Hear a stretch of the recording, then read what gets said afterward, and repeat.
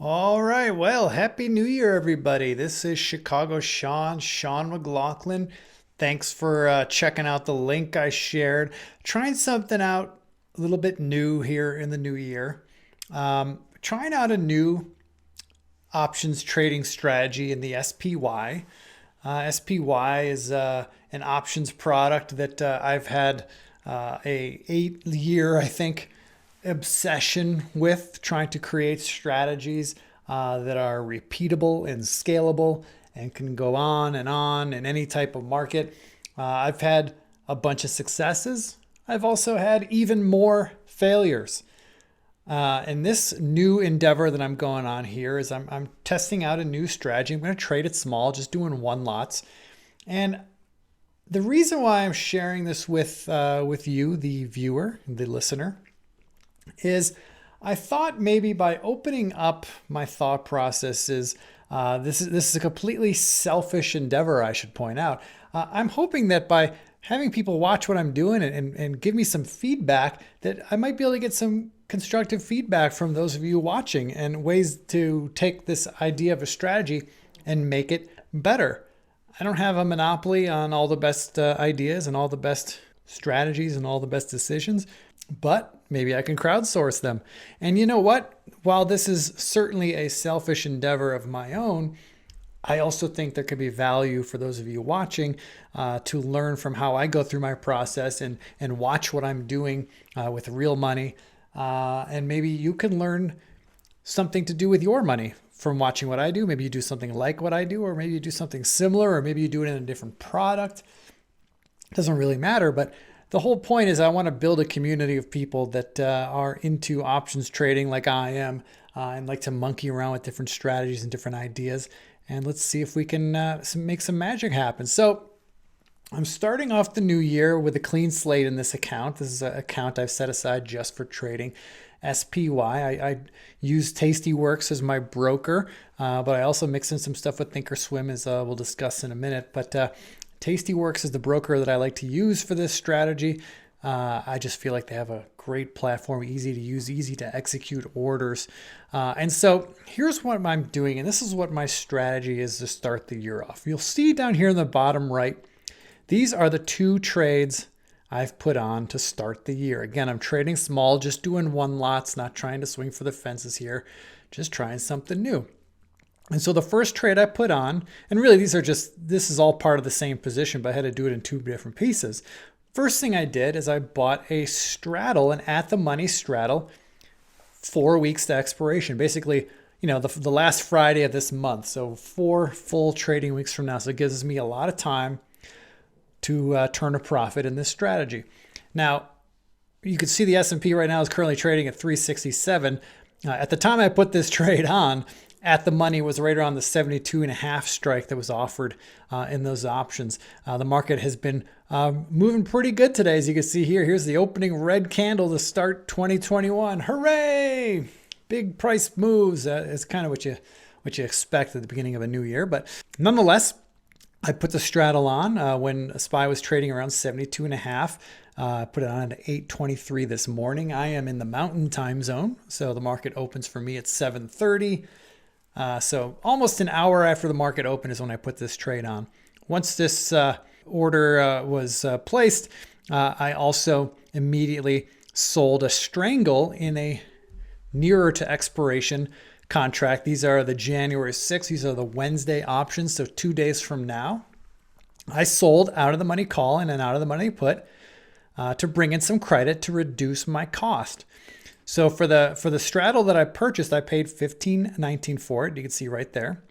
And the strangle, I sold it for $207 to reduce my risk. If I open up my chain here, you can see it a little bit more clearly. Here's the January 29 call and put that I bought. You can see I'm holding one contract of each. Now I'm up in that. That's great. But on the flip side, let's go back to the January 6 options. I'm short the 67 puts, which are now basically right at the money, and I'm short the 77 calls. At the time that I put these on, each one had a 25 delta. But as the market has moved, you can see in this column here, these puts now have a 46 delta, And these calls have a 9 delta. That's good. This not so good. So here's my thinking going forward. I'm thinking in terms of campaigns, right? I'm putting this spread on and I'm going to work this spread until I can close it at a profit. And then I want to repeat it and do it again and do it again and do it again. Now, as constructed, this is a defined risk spread. The most I can lose is only about $800 in this trade, and I'll show you why in a sec. And in fact, maybe I have to do that now.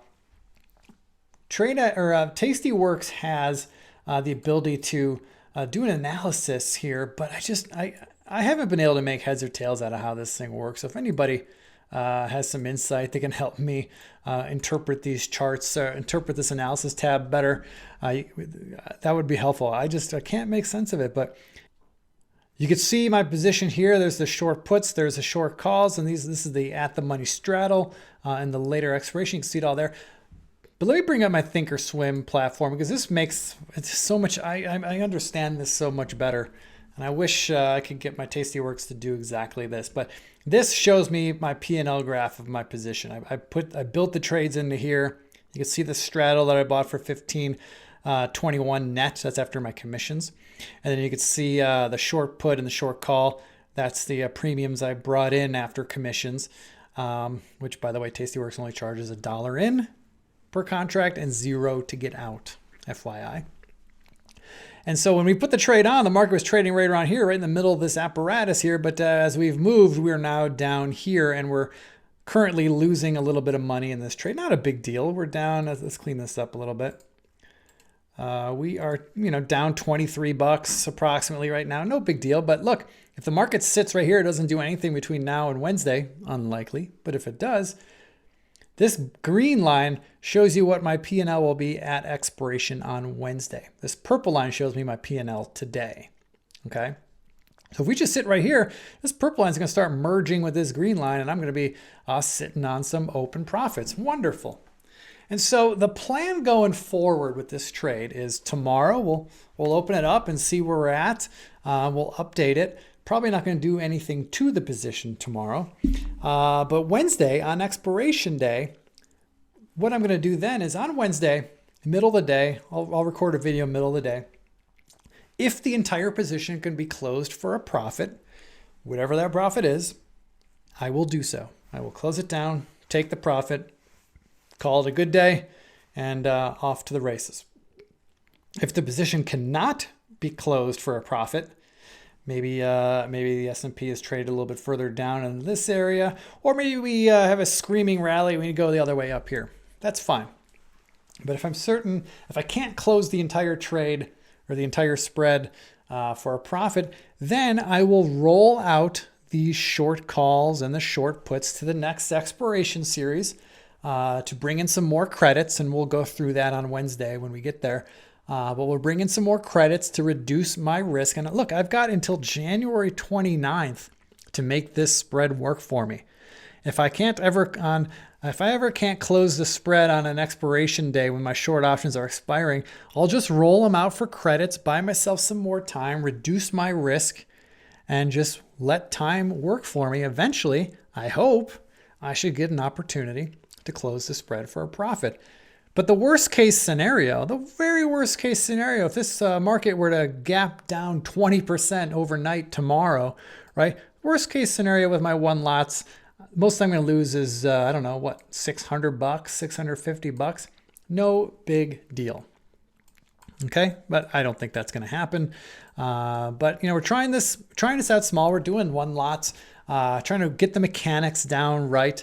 And we'll scale up as we go along. But I'm thinking in campaigns, and if I can operate a campaign a week, one campaign a week, that can be pretty good, right?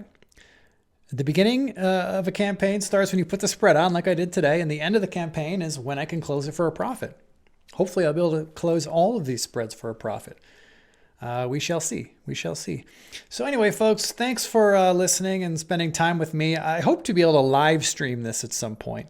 I want to live stream it so people can ask me questions in real time on YouTube, and we could all kind of hang out and become a little bit of a community, perhaps. That would be ideal. I'll figure that out. But for now, I'm just going to share these videos on YouTube, right after I record them. I'm going to post this up in a few minutes after I record it. And I hope you guys find some value in this and hanging out with me. And I hope we could learn together and profit together. That would be wonderful. Okay, folks, have a great day. I'll send up another video tomorrow and we'll go from there. Take care.